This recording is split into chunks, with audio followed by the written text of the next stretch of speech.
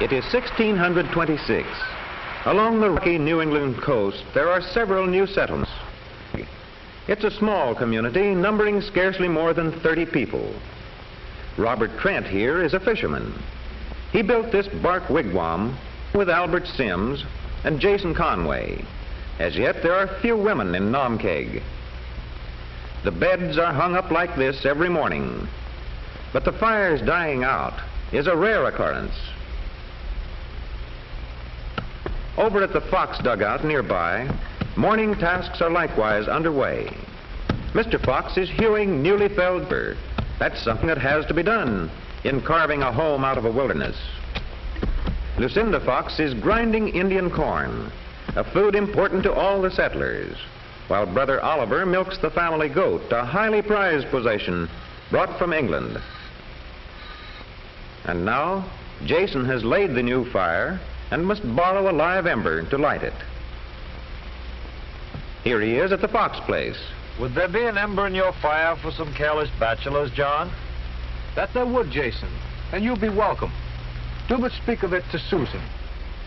The Nomkeg settlers share dangers together, and they gladly share comforts, too. How seems Master Robert today, Mistress Fox? I fear me there is little change. The fever has not left him these many days. One day, when you're well again, laddie, you can hunt deer with Jason. The fireplace doesn't always give adequate heat, especially when there is sickness in the house. Sickness that may be very serious. Today, as always, there's a full schedule of work ahead for the bachelors and the entire community. It's time for Mr. Fox and Oliver to set out for the fields. Their clearing is just over beyond this ridge of rocks. There's a good view of the ocean from the ridge. And Mr. Fox and Oliver are glad to see their neighbors hauling in a plentiful catch of fish. Food from the sea, food from the land. The settlement will need both when winter comes. The first corn crop is coming along well, thanks partly to the Indians who abandoned some cleared land in these parts even before the settlers came. The sight of ripening corn makes John Fox feel confident. It makes him eager to clear the ground for larger plantings. It isn't easy, this clearing of a wilderness. It isn't easy removing the stones from the rocky New England soil. But it makes a difference when you're building something new.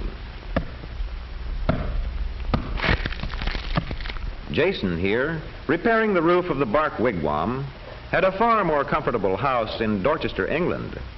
But this is a new home in a new land. It makes a difference.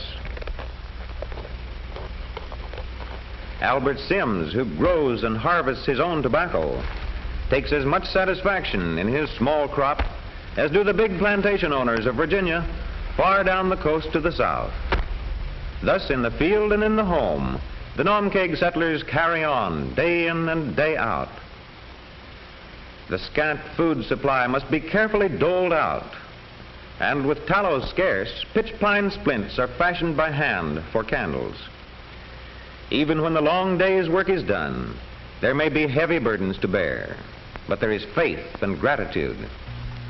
Our Father, it hath pleased thee to set us upon this alien shore, where thy bountiful providence hath granted us shelter and our daily bread.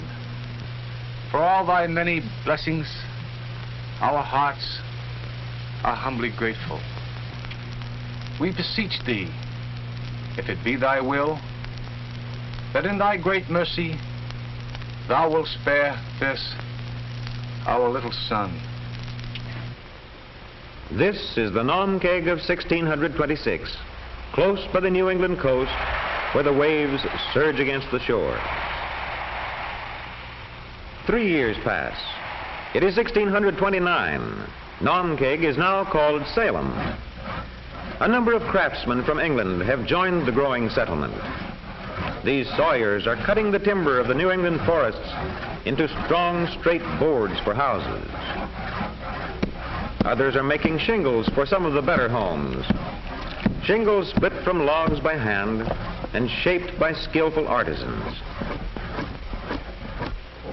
And here at the newly built brickworks, clay dug from the earth nearby is ground and mixed and moistened and then placed into molds. Sized and shaped by the wooden forms, the blocks of clay will be dried in the sun and later hardened in kilns. Bricks for chimney and hearth and fireplace. Nearby, the newly arrived blacksmith beats out nails for the ever more numerous houses. The iron for the nails and the coal for the forge have to be brought from England. But the actual manufacture